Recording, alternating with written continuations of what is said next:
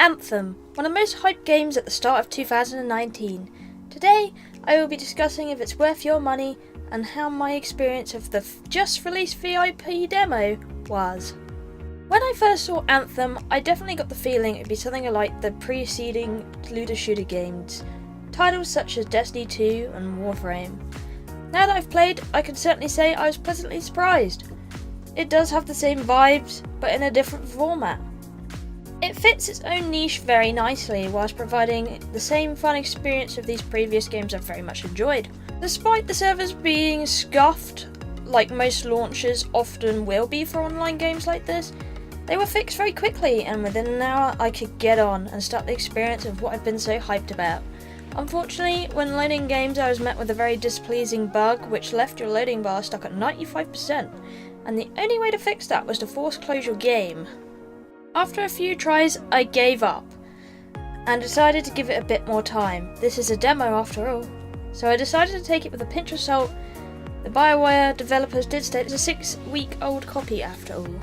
So I came back with a team of 3 later. The process of joining teammates was quick and easy. The matches didn't take long at all to load into, providing you didn't get the bug. Coming into a game, I immediately knew I had to turn my sensitivity down. Luckily they have several options for this, including flying sensitivity. Once adjusted, the gameplay was great. I came down to terms with what I had to do controls wise. The graphics were stunning and very visually pleasing. My one dig at them though was I couldn't seem to turn motion blur off, even though I had this setting set off. Personally, it's one of my pet hates because it really hurts my eyes.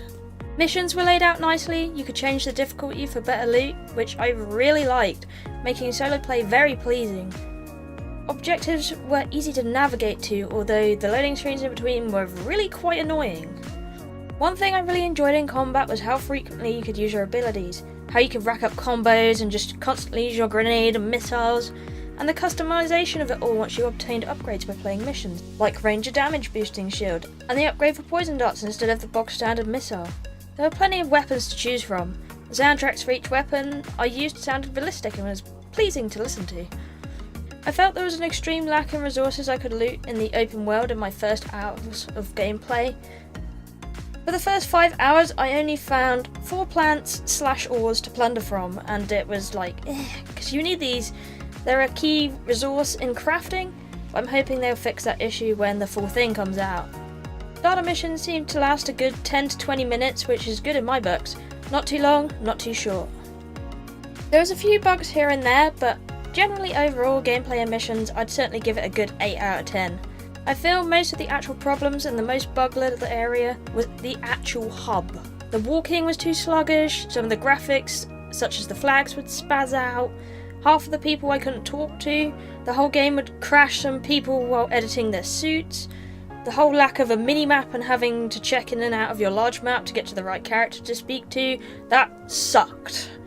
I'll be honest, it needs a lot of work in that area. I did find some interesting lore hidden around the place, which is cool. I can see they're attempting to add an actual story to this game. How in depth, I don't know. A lot of the elements of the game and the future game have been hidden from the public eye for now, which could either be something to worry about, or it could be something to be excited for.